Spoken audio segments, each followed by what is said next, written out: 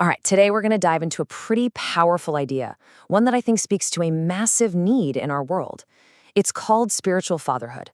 And look, this has nothing to do with biology. It's a kind of fatherhood that's actually available to every single man. So let's dig in and see what that's all about. So here's the game plan. We're going to start by looking at the crisis of fatherlessness that you see just about everywhere. Then we'll nail down a definition for spiritual fatherhood, check out two incredible historical patterns, and pull out the absolute core characteristics. And then finally, and this is the part that really matters, we'll see how this all lands on us as a modern responsibility. So let's kick things off with a feeling that might be kind of familiar.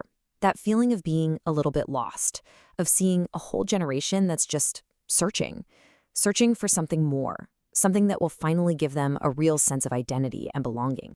And this quote, wow, it just gets right to the heart of the matter, doesn't it? It suggests that so many of these destructive behaviors we see aren't really about just being rebellious. No, it's actually a desperate, misguided search for a father figure, for that core guidance and love that every single one of us needs. And, this search can go down some really dark paths. When you think about things like drugs, gangs, or violence, these aren't the root of the problem. They're often just the symptoms of a much deeper ache, the crisis of fatherlessness. Okay, so if that's the problem, and it's a huge one, what's the answer? Well, that brings us right to this idea of a different kind of family, and a different, way more accessible kind of fatherhood. And this right here is the key distinction we have to get. On one side, you have natural fatherhood, the biological connection. But on the other, you have spiritual fatherhood. And this is a relationship built not on DNA, but on faith, on mentorship. The most important takeaway is this: that path is open to every man, whether he has his own kids or not. So it sounds good in theory, right? But what does it actually look like in the real world? Well, let's check out two incredible patterns from the Bible: the lives of Abraham and the Apostle Paul. Now, what's so fascinating about Abraham is, yeah, he had biological kids. We all know that. But he's primarily held up as a pattern of spiritual fatherhood. His real lasting legacy wasn't just his family tree. It was his faith, a faith that became a blueprint for generations to come. So what was his secret sauce? I mean, look at this verse. When he's facing the most unimaginable test of faith, what does he do? There's no hesitation, no arguing. He just gets up and goes. That immediate, total obedience, that is what marks him as a true spiritual father. All right, now for our second pattern. And this one adds a whole new dimension to the idea. The Apostle Paul gives us a completely different, but just as powerful example of what it means to be a spiritual father. Man, these words from Paul are so telling. He's basically saying to the church in Corinth, look, you can find 10,000 teachers, but you don't have many fathers. He saw his role as something way deeper. He wasn't just downloading information into their heads. He felt like he had given them spiritual life itself.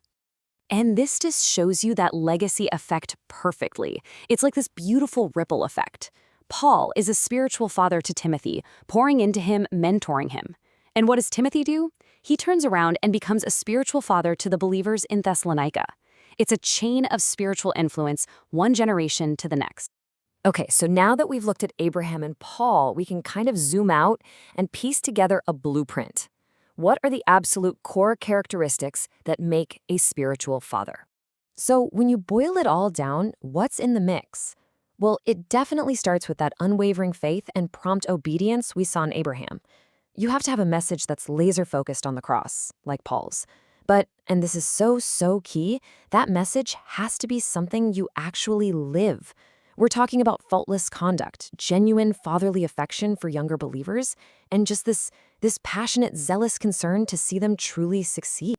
All right, so this isn't just some ancient concept we can admire from a distance. The real question is, what does this all mean for us, right here, right now? How does this idea become a practical, modern-day responsibility? This verse from James is basically a working definition of practical fatherhood.